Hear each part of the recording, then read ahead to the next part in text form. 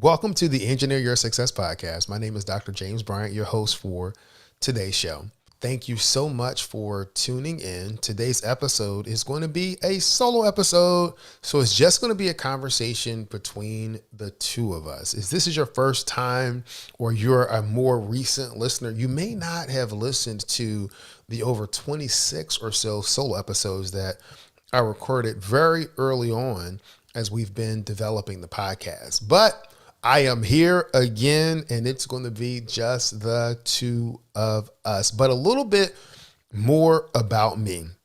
I am a John Maxwell leadership trained speaker, trainer, and coach. I'm also an engineer, a licensed professional civil engineer in the Commonwealth of Virginia. I have a PhD in civil engineering and over 20 years of experience in the maintenance and infrastructure area. And I am absolutely excited about being here with you. I am a father, I am a husband, and I am really, really passionate about helping engineers win at work and at home. So all of the episodes, all of the things that we're doing on social media is all about finding those key success principles that can help you win at work and at home. So this podcast really is a mix of episodes. There's the solo episodes like you'll have today, and then there are guest interviews, but there are also episodes that'll be based on other speaking engagements or group events. The main group event that we have every month is called the unWebinar. No slides, no sales pitch, just added value. The next one is coming up on April the 19th. From 7 p.m. to 8 p.m. And those unwebinars are really designed to be interactive, just a conversation with a small group of people. Space is limited to 12 participants. And so I look forward to you joining me there to get to know me so that I can help you along your journey. The upcoming topic that we're going to talk about on April the 19th is the development of your personal development plan. So your personal development plan. If you think personal development is important, why don't you have a plan for it? I don't know. You should. If you need some help, come join us on that webinar on April the 19th.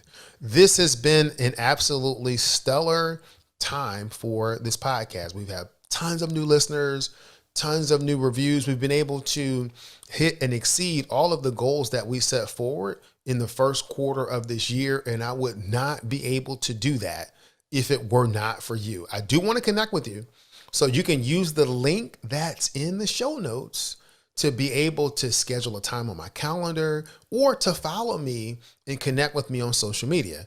I'm active on LinkedIn as well as on Instagram, but I absolutely want to connect to find more about what's going on in your world. In my world, I've been continuing to train for the 10K. The 10K is coming up in a few weeks. The 10K here in Richmond, Virginia is going to be on April the 23rd. I look forward to recording an episode after that to talk about my experience completing that 10K. So what are we going to talk about today?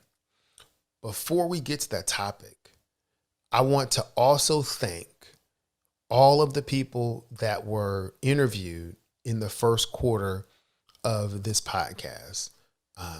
It's been a great experience actually going through and having those interviews, and the feedback that I'm getting back from you as well has been great. If you know of anybody that would be a great guest for this podcast that you think would be able to add value, absolutely refer them to me. We're looking for more guests, looking for more great content, and continuing to look for ways that we can add value to where you are and where you're going. So today's conversation. All right. I think we're ready for today's conversation. So I'm going to set the stage. So many organizations are preparing to come back into the office, right? You know, we've been dealing with the impacts of COVID-19. So you've had people that were in the office. Now they were forced home. Now they're working from home. It was a big shift happening when people were forced to work from home. But then the kids were home. And then people start moving and we're very flexible. And so you have this shift that's happened over the past few years of our workplace. But now offices are starting to open back up. People are starting to now be invited or told in some cases that, hey, we're going to be working back in the office. And some organizations are taking a more flexible approach, having a hybrid, flexible work environment where there's some amount of time that you have to spend in the office, or there's going to be some employees that are in the office, some employees that are going to be working off site. And it's going to be a greater mix of that than it was before. And so this is going to create a lot of different managerial challenges from how you lead your teams, how you communicate with your teams. And we're going to be coming up with a series of episodes that will deal with that. This is really the first of the solo episodes that I wanted to take to kind of deal with this issue. And the piece of it that I want to cover today is, how do you deal with performance evaluations? Right? You know, we've all had performance evaluations. If you haven't, I'm going to let you know a little bit about them. It's just the performance evaluation process, or performance appraisals. It's just the process where job performance is measured, documented, and evaluated. So I don't know what your company has. I'm not an HR professional, but I'm sure that your human resources department will be able to give you all the specifics on your specific, policy for performance evaluation. So I'm speaking from the context of my personal experience, both as an employee and as a manager. So they're used for, the information in those performance evaluations are used for determining compensation. They're looked at for promotion, as well as general performance improvement, identifying areas where further development can happen. So it may not be something that needs to be improved. It may be something that's not there that needs to be developed. It also forms just the general basis for a lot of employment decisions. But again, particularly compensation and promotion are two things that I'm probably most familiar with. So why are they important? I think it's important because when they're done right, they set clear expectations. And when you have that level of clarity and the performance expectations are very clear, then you really reduce the level of uncertainty, right? And that can create and promote trust within your team, within your organization. It helps to document and identify those future areas of development and growth. Both, I would say, in terms of processes, both from a business perspective, a professional perspective, as well as a personal perspective. The process also, if done correctly, it will hold the manager accountable as well as the employee accountable. And it just continues to document past performance. If you don't measure it, then it may not get done. If you don't measure it, how do you, or how can you measure progress? There's a difference between activity and progress. Progress is towards something. Activity is just happening. So what happens when the performance is lacking? So you go through, I'm documenting your performance. We're looking at these things, but there is an issue. Performance is lacking. Well, typically when that happens, things are just not clear. It's not clear what performance is actually being evaluated. It's not clear how the performance is going to be evaluated. It's not clear how the manager, and this is something that may not be written in the actual performance evaluation, but I suspect when that performance is lacking, two things. The manager did not routinely check in with the employee to make sure that things were moving forward. And two, the manager had no clue on how they were to empower the employee to actually perform. And getting back to that routine check-ins, if the first time that you tell someone that's working on your team that they're not doing their job, or that they're not meeting your expectations, if the first time that they hear of that is during that meeting, that's an issue. That's a problem. You have to regularly check in to let people know how they're performing, particularly if they're not performing up to your expectations. So, I have a story, I guess, for myself when I was a young manager. This was several years ago, coming into a large organization. I managed a team of 4 people. And so I'm coming in, I started managing this team, but it was halfway through the past performance period. And so I started looking at their performance evaluations that was filled out by the previous supervisor the year before. And I was pretty surprised because all of the ratings that they had was exceeded expectations.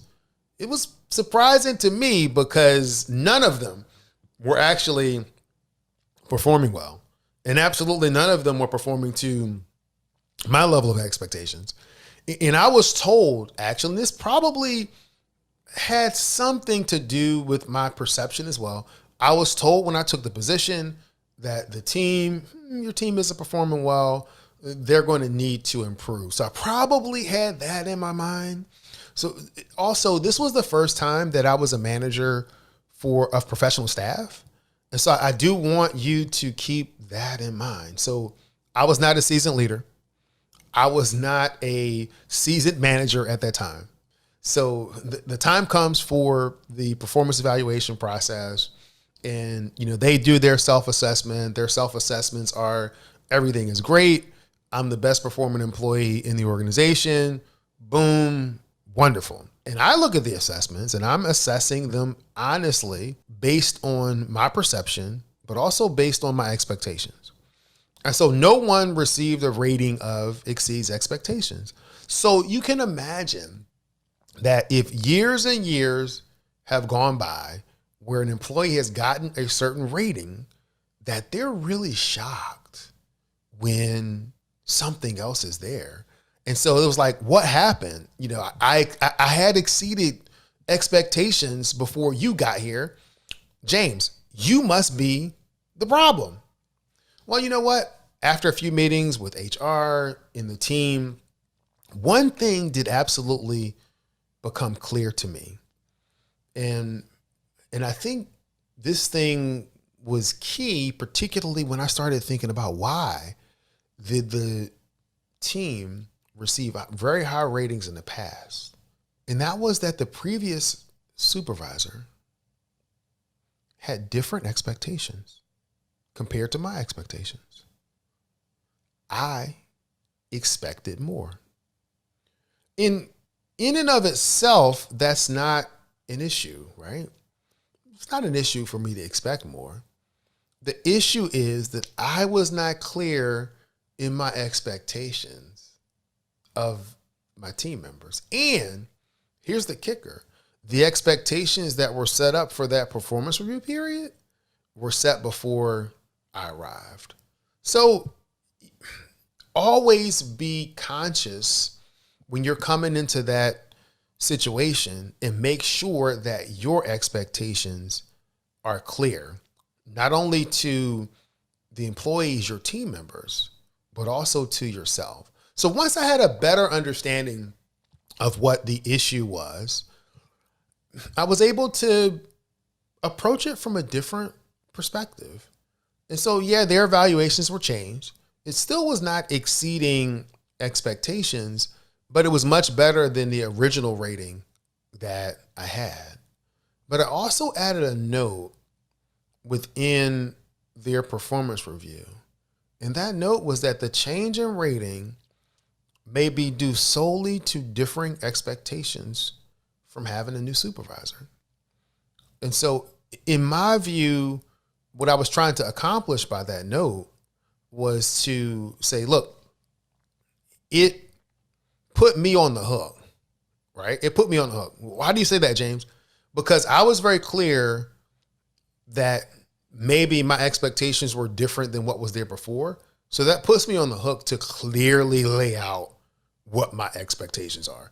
This is what I expect for you to do. Here are the results or what I am looking for. Have to be very clear.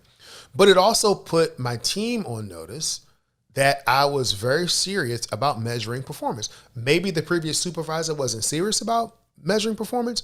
I don't know. But once that expectation was very clear, things started to change. And we started to put out more contracts. We started to do more things. We started working so much better as a team than what we were before. And so it really helped me to be clear on the things I mentioned earlier, the performance that we're actually evaluating, how that performance is going to be evaluated, how the employee will be held accountable for their performance. And as well, I had to think through how I was going to empower the employees to perform. Because if you simply delegate without empowering, then you may be setting up your team for failure. If you simply tell them I need to do X, but you don't empower and make sure as a manager or an organization that they're equipped to kind of take on that task, then you're setting them up for failure and you're setting yourself up for failure. As a manager, that is your responsibility. It doesn't take away from their own personal responsibility. No, I'm not saying that. I think we all have personal agency. We all have a role to play. But if you're responsible for a team, if you're responsible for an organization, I believe that it is your responsibility to equip and empower them with what they need to succeed. You know, this process can be used not only for improving your team's performance, but think about how the process can be applied for you to develop and improve your own individual performance. And so what I want to focus the unWebinar on for this month in April is the development of your personal improvement plan, your personal development plan. You know, we plan for our professional development. We say these are the courses, these are the trainings that we want to do. Here's the things that we want to become more proficient at. Why don't we take the same exact steps to begin to plan how we want to personally develop? Whether you want to be a better communicator or you want to grow in your ability to lead, why not develop a plan so that you can improve in those areas? Because here's the thing, when you continue to develop as an individual, as a person, that's the same person that's going to show up at work. If you become a better communicator in general, you'll become a better communicator at work. If you show the ability to lead or develop your ability to lead in general and at home and in life, that leadership is going to show up at work. You know, I was on another podcast and I was talking about this general concept. They were talking about promotions and I said, well, you really want people to get grow motions. And so it is what it says. You want to be growing. And you want to be growing at a pace that you grow yourself into the next job that you want, that you grow yourself into the next opportunity that you want. So these principles and concepts can be used for both your professional development as well as your personal development. Listen, what gets measured gets done. And you want to continue to measure. So you want to establish the expectations, monitor the progress, provide feedback so that you can adjust as needed, monitor the progress, review the results, provide feedback and adjust, and continue this process over and over and over again, because applying that process will help you win both at work and at home. Many people know what to do. Fewer people know how to do it, and a select group of people actually follow through, do it, and achieve the life of their dreams. My goal and the purpose of this podcast and this episode and the unWebinar and all of the interaction is to help you become part of that select few. It's been great having this conversation with you. And I want you to go and be great this week. Thanks.